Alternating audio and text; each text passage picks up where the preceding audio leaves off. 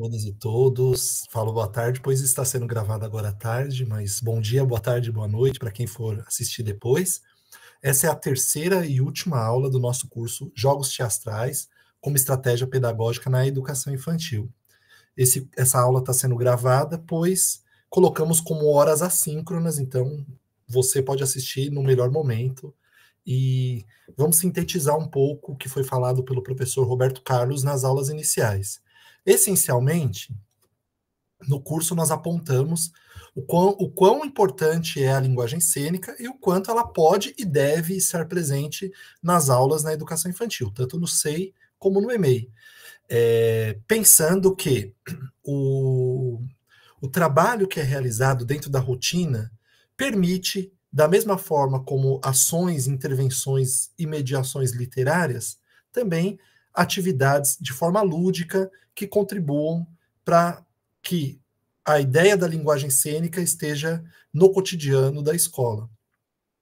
Obviamente, como muito bem apontado pelo professor Roberto, que não estamos trazendo uma proposta na qual se pense numa peça teatral pronta e que seja implantada, né, que seja colocada em prática pelos estudantes, porque isso tiraria muito do significado da construção, do significado do que é teatro, dos jogos simbólicos que existem dentro da proposta, e principalmente, à luz do material que nós trabalhamos no curso, muito respaldados pela teoria do Piaget, pensando que o faz de conta, ele vai sendo construído e constituído ao longo da vida, em diversas fases, pela criança. Então, seria muito mais importante iniciar trabalhos e atividades com faz de conta, com jogos, e posteriormente ir criando pequenos jogos teatrais dentro da educação infantil. Para iniciar essa fala, eu vou compartilhar minha tela, porque nós vamos falar também um pouco mais sobre a Academia Estudantil de Letras, a AEL, que é o projeto que eu coordeno na Secretaria Municipal de Educação e que nós estamos propondo para aqueles interessados em constituir uma academia na sua escola, pensando em adaptações. Muitos professores do curso já estão implantando uma AELzinha em sua escola, e é um momento de trocas e de construção para que mais adiante a gente tenha uma identidade na educação infantil do que é a AEL dentro das EMEIs e posteriormente também nas SEIs dos professores interessados, sempre considerando o contexto da escola e pensando na faixa etária das crianças, aquilo que seria relevante ter presente na AEL em projetos, né, com esses estudantes, com essas crianças, com esses bebês. Bom, então eu trouxe a minha fala de hoje com o título Literatura e Ludicidade. Aqui tem uma imagem de uma AELzinha nossa na EMEI Holândia Pérez Ribeiro, que fica na Dreitaquera, que tem a primeira AEL na educação infantil, que é a AEL Anderson Novelo, lá na Dreitaquera, que já é uma apresentação teatral que eles foram construindo, né, trabalhando com alguns recursos, né, adereços que são muito possíveis de trabalhar na educação infantil, como, por exemplo, fantoches, como a gente pode ver aqui nos bonecos, né, a ideia de teatro de bonecos. Para início da minha fala, então, retomando a ideia do que é lúdico, né? Um dos autores, um grande intelectual, que trouxe a discussão da importância do lúdico em nossas vidas, é o Johann Huizinga, um historiador que, já há muito tempo atrás, publicou um livro chamado Homo Ludens. Na tese dele, ele vai propor que todo homem, todo ser humano, tem uma particularidade que é a ludicidade. Porém, a gente vai perdendo essa ludicidade ao longo da vida, por N motivos, né? A gente até começa a colocar de forma pejorativa o brincar, né? As experiências lúdicas, como se fosse uma coisa, uma perda de tempo numa lógica de trabalho, que a gente tem que sempre estar produzindo.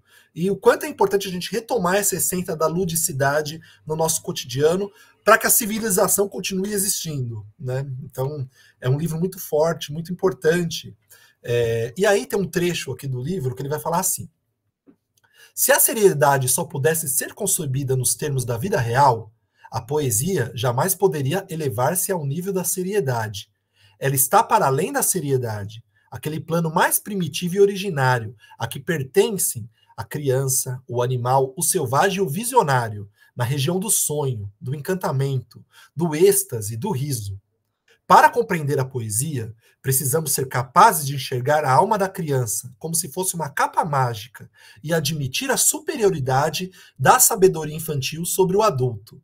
Então, aqui, olha que trecho lindo, né, no qual o autor vai falar o quanto essa lógica de seriedade do adulto rompe com uma coisa que é muito mais evoluída, que a criança traz consigo, né? Que é a imaginação, o sonho, o encantamento, a brincadeira e a poesia.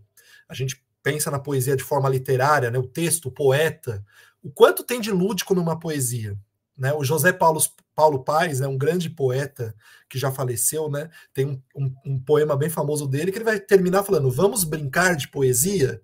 Quanto é gostoso, é lúdico, o ritmo, a sonoridade, as pausas dentro de um poema. E o quanto isso pode estar presente e deve estar presente quando a gente pensa em direito à literatura na educação infantil. E o quanto isso tem do encantamento e do faz de conta também. Então tem um diálogo muito grande quando a gente fala em ludicidade com a proposta do nosso curso, que é falar de jogos teatrais. Outra autora que eu trouxe um trecho aqui, olha só, ela diz assim: este lá, para onde a pessoa se transporta, é o lugar da imaginação como possibilidade criadora e integrativa do homem.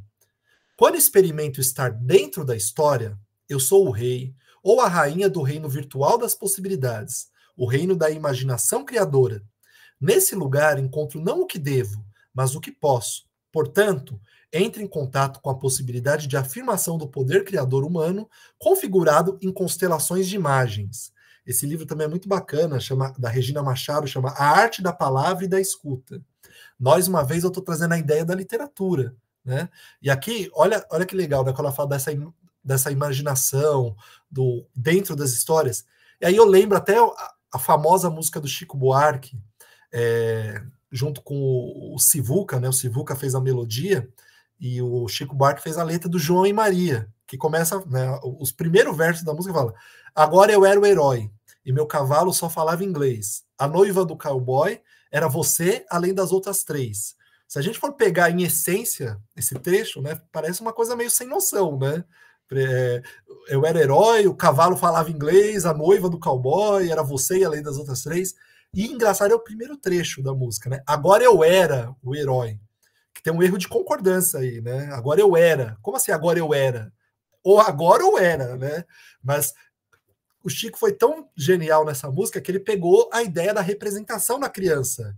Né? Agora eu era o super-herói, agora eu era o príncipe, porque tem essa ideia do era uma vez. Né? Então, o era faz todo sentido, esse erro de concordância faz todo sentido, porque no mundo da imaginação tudo pode acontecer. Né? E isso é teatro também, isso é a linguagem cênica, isso é ludicidade. E a literatura permite isso também. Então, quanto é importante ter um trabalho com literatura e teatro? E essa é a proposta da EL, para aqueles que têm interesse. Então, a imaginação ela vai estar muito presente no lúdico. Né? O lúdico não é uma coisa concreta que existe. O lúdico é uma essência humana que é construída pelo ser humano. A leitura, na literatura, está presente, a imaginação muito está presente, né? E no teatro e em outras artes. Então, precisamos trazer a imaginação para dentro da escola, né? Bom, aí nós falamos em alguns outros cursos, né? A importância do espaço de leitura na escola. Tem escolas que não têm espaços físicos para ter um espaço, uma sala de leitura própria, mas a escola vai construindo ambientes, né? Pensando em cantinhos, dentro da estratégia possível da escola. E o importante é pensar que, além do espaço físico, né, aquele espaço concreto que existe, é importante a gente ter um ambiente. Né? Olha como diz aqui, né? O espaço físico a gente sabe o que é. Pronto, estante, prateleiras, caixas, né? O ambiente deve promover um convite à leitura, a partir da premissa de que esses sujeitos, as crianças, né, que estão na escola, se desenvolvem e convivem na sua integralidade nas dimensões afetivas, social, física e psicológica. Quando a gente está num ambiente que a gente gosta, a imaginação, o faz de conta, o brincar vai estar presente, mesmo nos momentos de leitura, de literatura, que contribuem, inclusive, afloram mais ainda essa fabulação, essa imaginação da criança. Olha aqui um exemplo maravilhoso, né? O Memei, que mandou para nós essa foto, né? Um estante de livros que vai mudando, vai variando, de acordo com a estratégia do professor, mas que as crianças têm também a possibilidade de manusear, de tocar os livros, de ler da forma que ele achar melhor, sentado, em pé, deitado. Outro espaço aqui muito bonito, né? Um cantinho de leitura. Aqui, às vezes a escola não tem uma sala de leitura, mas tem um cantinho de leitura. Por que não, né? Bom, esse espaço, né, a gente colocou alguns aspectos que são importantes serem pensados, né? Ele é acessível a todos? Propicia que haja o diálogo dos livros com outras artes, como teatro, ó, teatro aqui, música, etc. Ele propicia o acesso a obras diversas, tanto em autores como temáticas? Ele propicia que haja conversa sobre os livros? Propicia que haja convivência e a sensação de hospitalidade? Propicia que o professor possa fazer a leitura direta do livro ou a contação? Propicia o contato direto com o livro e o brincar com o livro? Brincar com o livro, isso é muito bonito, né? Propicia que o acervo possa ser organizado e reorganizado conforme a intencionalidade? É acessível a todos? Então, essas perguntas aqui são para a gente pensando que esse espaço ele é vivo, ele vai sendo construído. Então, a leitura e a literatura vão também potencializar o faz de conta, ou era uma vez, o direito à constituição cultural, à formação cultural, o repertório da criança. Bom, agora vou falar um pouquinho do que é a AEL propriamente dita, né? Precisávamos ter um momento no curso para contextualizar o que é essa AELzinha que a gente está falando, né, nas formações que estamos realizando. É um projeto que existe há 19 anos, é uma academia de letras. A sigla AEL significa Academia Estudantil de Letras.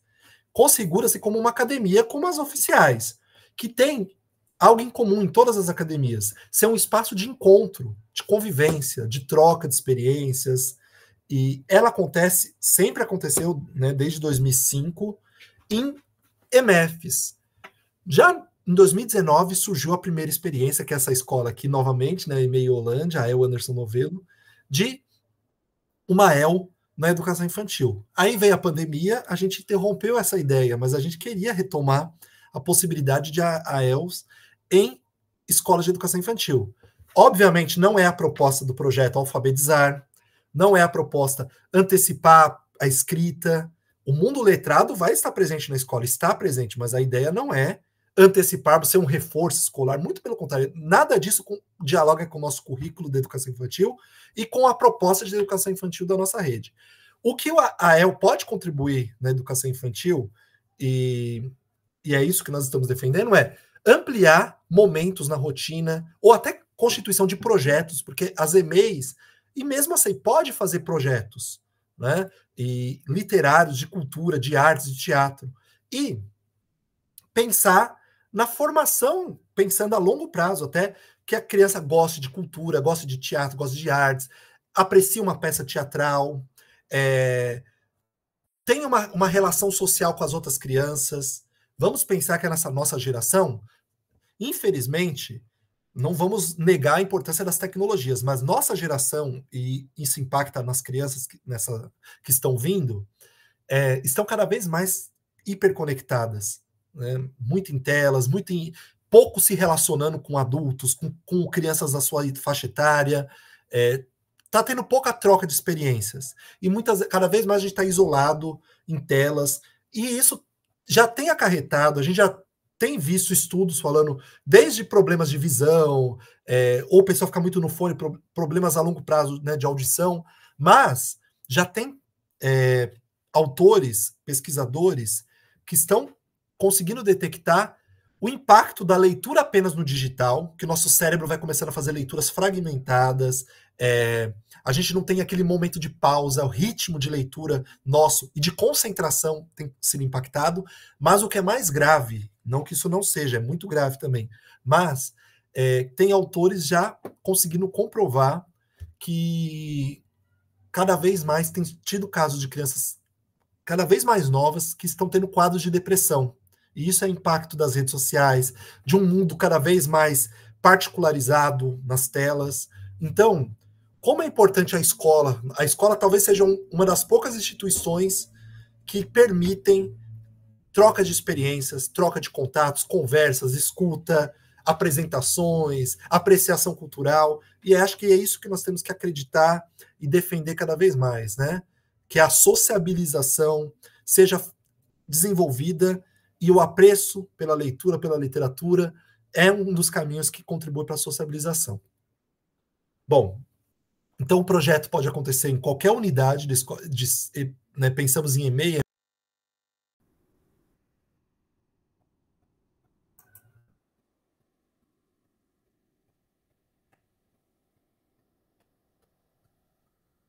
Nessa parte, temos aqui o modelo de como implantar o projeto em sua unidade. Não vou ficar lendo pormenorizadamente esse documento, porque a nossa ideia é compartilhar com vocês, né, os procedimentos de como realizar o projeto em sua escola. Quais são as atividades que acontecem no projeto AEL? Atividades de estudos literários, momentos de mediação, de apresentação de obras, apresentação de autores, de personagens, ter momentos de fruição, né, do universo da leitura e da literatura. E também momentos com atividades de teatro. Então, as atividades de teatro, retomando, né, elas também vão acontecer em sintonia com os estudos literários. Tendo a ludicidade, a brincadeira, o jogo, como presentes nesses momentos, nessas experiências. Voltando até a teoria que vai falar sobre a ludicidade, né, o Huizinga, que eu citei no início, ele é um grande autor nesse sentido. Mas tem autores, né, o Gilles Bruguère é outro autor que contribui muito para essa discussão sobre o brincar. O próprio Vygotsky vai ter uma teoria muito sólida que vai ajudar nisso. Pode pegar o Walter Benjamin, outro grande intelectual, que tem estudos sobre isso. Então, tem autores que vão discutir por diferentes campos do conhecimento, psicologia, sociologia, antropologia, história, que vão trazer contribuições teóricas das particularidades do que é o brincar. Então, nós podemos distinguir que existe o jogo, né, algo que tem regras, que é o que o Roberto falou bastante no encontro, no curso, e as regras é algo que vai sendo construído pela criança ao longo do tempo, e o teatro se adequa muito a essa ideia de regras, porque a gente cria, de fato, uma representação, né, combinados dentro do teatro. Então, é um processo mesmo para se chegar a uma peça teatral. E isso tem uma sustentação teórica que vai contribuir nesse sentido. Não significa que nós não podemos trazer elementos, esquetes, pequenos atividades teatrais que podem ser realizadas, mas para ter significado, é importante ter essa ideia de jogos sendo aprofundada pelos estudantes, pelas crianças. Então, o jogo, o brinquedo, que é algo materializado, né, que nem precisa explicar muito o que é um brinquedo, e a brincadeira. Então, cada um deles tem sua importância e tem que estar presentes na formação da nossa vida. E cada vez menos eles estão pela lógica nossa vida cada vez mais digitalizada. Então, como é importante a gente retomar brincadeiras tradicionais, como é importante trazer diferentes representações de brinquedo, construir a ideia de brinquedo, não apenas algo pronto, comprado numa loja, né? E a escola, a educação infantil potencializa muito isso, né? E os jogos serem construídos de acordo com a faixa etária, de acordo com a ideia de regras que a criança já está consolidando.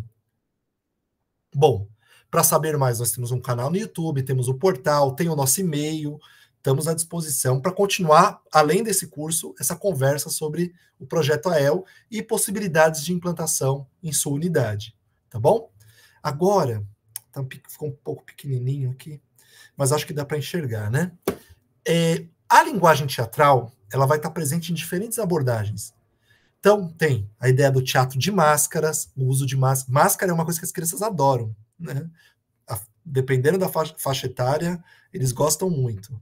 Sem contar outros adereços, né? Mas a máscara é o teatro mais tradicional, o primeiro tipo de teatro que nós tivemos na história, né? A ideia do teatro de máscaras com representações. Teatro de bonecos, teatro de objetos, teatro de sombras. Olha quantas possibilidades. Quando a gente fala teatro, existem diferentes possibilidades. O dedoche, então, além dos bonecos, as fantoches e marionetes, que uma coisa é o fantoche, né? O personagem dentro da mão, né? E o dedoche. Então temos 3 diferentes possibilidades com bonecos, né? Como citei, o teatro de máscaras, interação entre vídeos projetados e personagens no palco, então uso de outros recursos, né? Recursos tecnológicos, diálogo com outras artes, como a dança, a música. Então, quanto é possível fazer uma encenação usando uma letra de uma música, por exemplo? E o que é importante também para a linguagem teatral se consolidar, saídas culturais, que as crianças tenham acesso, tenham oportunidade de ir assistir uma peça teatral e apreciarem o teatro, ou que o teatro vá até a escola também, né? Então é isso que a gente defende e acredita, e é fundamental. Bom, aqui, esse é uma autora, né, uma grande intelectual que vai discutir a mediação literária, a Michelle Petit, e esse livro chegou nas escolas, né, A Arte de Ler. Então, ela vai trazer assim: a arte não é somente algo que vem substituir uma realidade debilitada, é também algo que resiste ao caos, que resiste à desordem geral. Cria-se um espaço insubstituível, afirma o escritor Jean-Paul Mellet.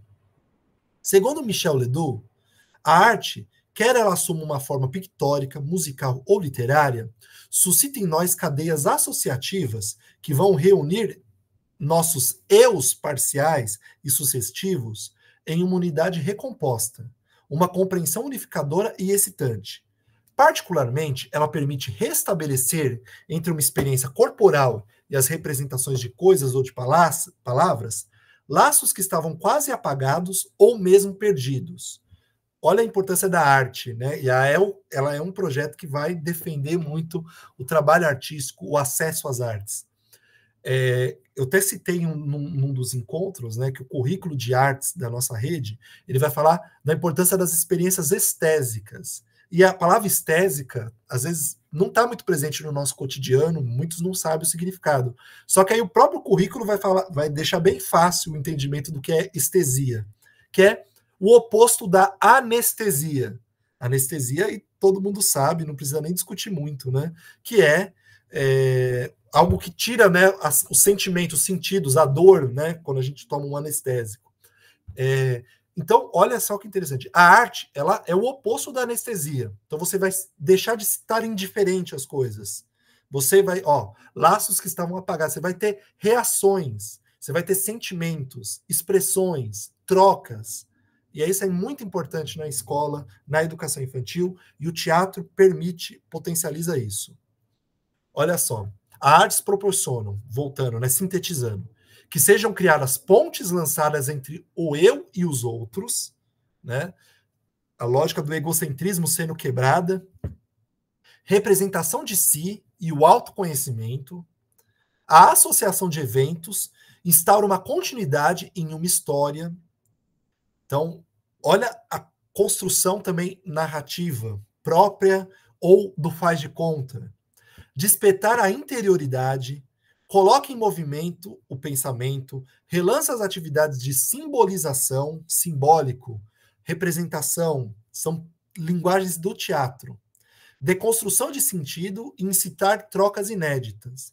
Então, assim, talvez seja uma discussão até meio óbvia, né? Mas é sempre bom falar. O teatro é uma representação da vida, ou de uma história, ou de um faz de conta, onde se cria uma regra. Vocês sabem que eu não sou o personagem que estou aqui no palco, mas quando eu estou aqui, eu sou esse personagem. E vocês vão me interpretar dessa forma, vocês vão entrar na história. Se cria um pacto entre palco e plateia. E aquele vídeo, aquela peça que eu sugeri que vocês assistissem na atividade 3 do Antônio Fagundes, vai muito nessa ideia, né, desse pacto que se cria no teatro, né? E ela vai ter simbolismos, representações. Então, às vezes eu estou numa casa, mas ali não tem uma casa. Só que a gente vai criar elementos simbólicos, por adereços, por figurinos, por cenários, na qual a gente entre nesse pacto, desse jogo, né? Olha o jogo, né? Bom, Aqui só um exemplo, fotos, né,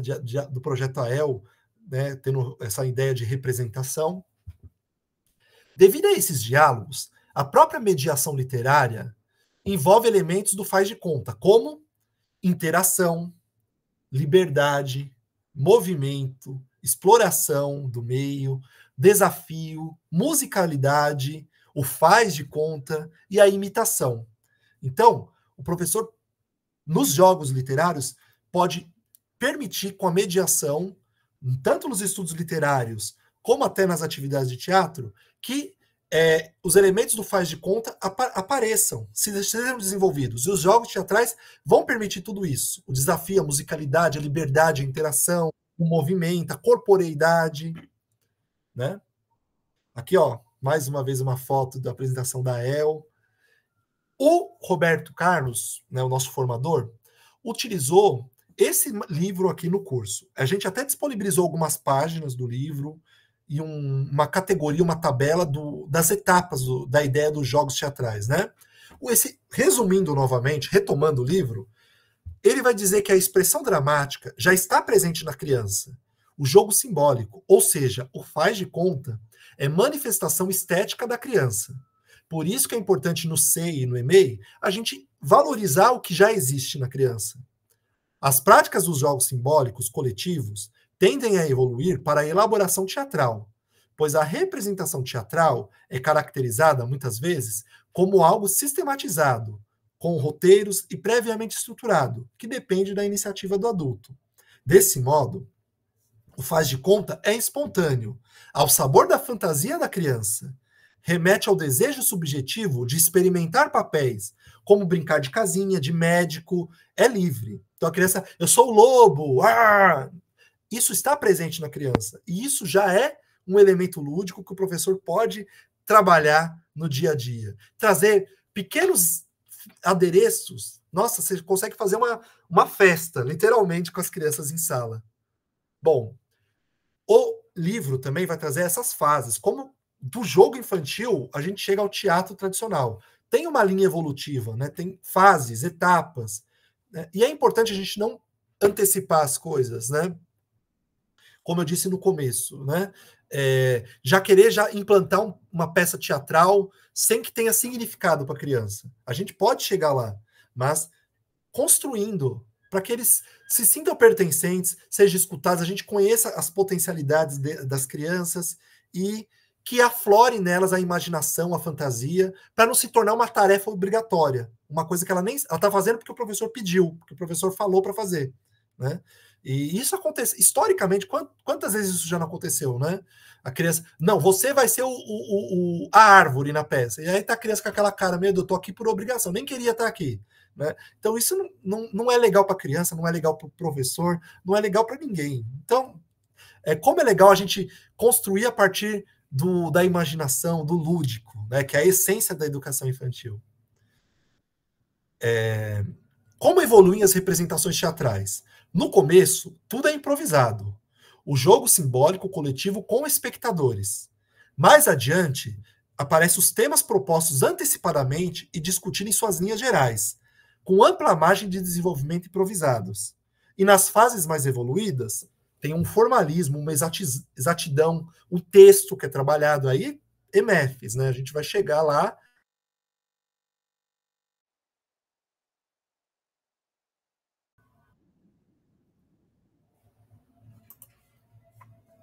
Retomando, né? Nas fases mais evoluídas, que são trabalhadas mais nas EMEFs, né? Tem uma exatidão, um jogo simbólico num outro plano, e o simbolismo como puro pretexto lúdico para um trabalho simultaneamente intelectual e artístico.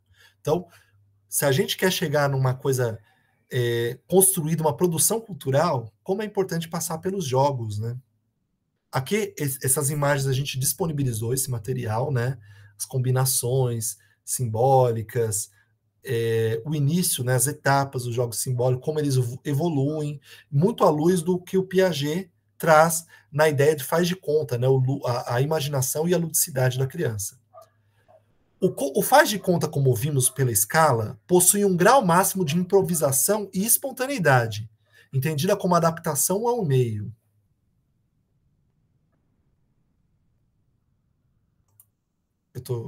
Esqueci de compartilhar a tela, perdão. Peraí. Agora sim. Como eu estava falando, né? Porém, é possível desenvolver a partir daí a espontaneidade criativa, que pelos símbolos lúdicos, pois os símbolos não servem apenas para indicar coisas como para representá-las. O professor pode propor jogos coletivos nos quais a fisicalização, experimentação ou criação de uma realidade será estabelecida por um grupo em função de um interesse comum. Isso aqui é importantíssimo, né? Os jogos coletivos vão contribuir para que a fisicalização, a experimentação e a criação seja construída dentro de um interesse comum. Então, a gente vai partir também da realidade das crianças e da essência da educação infantil. Para finalizar essa parte, pensando nessa ideia do faz de conta, enfatizando o aspecto lúdico, o que caracteriza o início do surgimento dos jogos simbólicos coletivos é, fundamentalmente, o gradual enfraquecimento da crença lúdica, especificamente simbólica, dando lugar à regra, implicando o fortalecimento das relações sociais. Segundo Pulpo, que é uma outra grande autora que vai discutir a concepção de teatro para a infância, é exatamente essa passagem entre o jogo simbólica e o jogo de regras que pode se instalar, por assim dizer, o momento zero da intervenção educacional, tendo em vista as práticas teatrais na escola. Então, a gente vai partir desse primeiro momento de experimentação para a construção de regras, mas isso são etapas, são processos, né? A partir do faz e conta, a expressão dramática da criança, o professor pode levar a criança à construção da linguagem teatral? Como? Então, essa é uma pergunta retórica, né? Como a partir do faz de conta, que é essa representação da própria criança, o professor pode levar à construção da linguagem teatral? Pela escuta, pela experiência, pela atividades mediadas, pela construção de personagens, por musicalidade, por ritmos, por danças. E isso vai criando referências, elementos para a criança, para que seja uma coisa divertida, brincada e que traga a expressão da criança, não algo pronto, né? Em alguns casos, a escola treina a criança para o teatro, ou realiza atividades a serem copiadas ou memorizadas pelas crianças, o que caracteriza um grande equívoco. O objetivo do professor deve ser o desenvolvimento da expressividade vocal, gestual ou plástica da criança. Por exemplo, a aprendizagem de técnicas de manipulação, construção de bonecos, cenários, né? Então, o professor vai contribuir para esse desenvolvimento da criança, não trazer algo e treinar as crianças para tal. Então, problemas a serem evitados. Na contramão da brincadeira, olha só alguns mitos aí, né? Na contramão da brincadeira, o teatrinho na educação infantil, que é isso que a gente tem falado ao longo do encontro, né? Então, o professor já traz um texto pronto, as crianças, cada um é um personagem, ela faz por obrigação e tá lá na frente sem ter muito significado para ela. Até uma coisa chata, né? Que foge da ideia de ludicidade. A postura autoritária do adulto, não, você é aqui, você é para lá, volta, vai, né? Que às vezes quebra totalmente uma ideia de construção. Claro que o professor é o mediador que vai dar suporte, vai dar caminhos, mas tem que ser construído de forma lúdica. A escuta da criança, a criatividade da criança tem que estar presente nesse trabalho, senão o teatro perde sentido quando o ator só vira meramente um adereço de uma proposta, né? A restrita participação da criança é um problema a ser evitado, como eu reiterando o que eu já disse, né?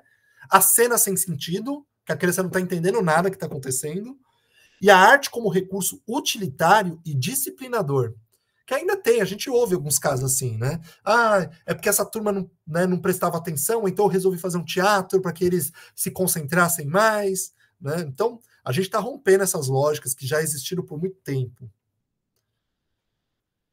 Bom, a prática dos jogos simbólicos tende a evoluir para a elaboração teatral, né? Como a gente disse anteriormente, né? Vai ganhando sentido ao longo do tempo. Então, por isso que é importante trabalhar com jogos.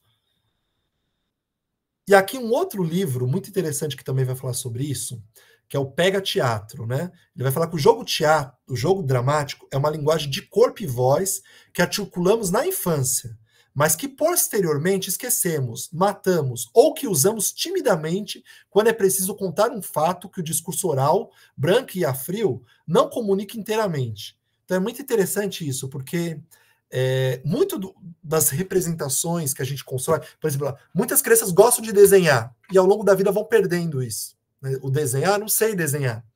Do gostar de desenhar vai para o não sei desenhar. O teatro é a mesma coisa. A gente vai perdendo esses elementos lúdicos, né? E acho que isso tem que ser retomado. Por isso que é importante, desde a educação infantil, pensarmos em elementos de jogo dramático para que chegue na EMF, na EMEI continue, chegue na EMF continue, e isso vá para a vida, né? Não que todos tenham que virar atores e atrizes, né? Mas que essa essência esteja presente no nosso cotidiano. E aí, só reforçando, né? O professor falou bastante dos jogos teatrais, o fichário da Viola Spolin é um material riquíssimo, mas ela tem outros livros que até são mais acessíveis, porque são tantos jogos que aí às vezes a gente acha que tem que usar todos, e nem todos fazem sentido para a faixa etária que nós estamos trabalhando, mas é um livro, é um material incrível, e ela tem outros que são mais sintéticos, outros materiais dela, né? Bom, para finalizar, voltando à ideia de imaginação, né? Vamos identificar alguns elementos do papel do professor nas aulas de teatro. Então, imaginar a partir do texto ou de algum foco no jogo teatral. Qual o sentimento despertado? Como mostro ao outro esse sentimento? Organizar na imaginação a cena. O que, quando, onde, quem.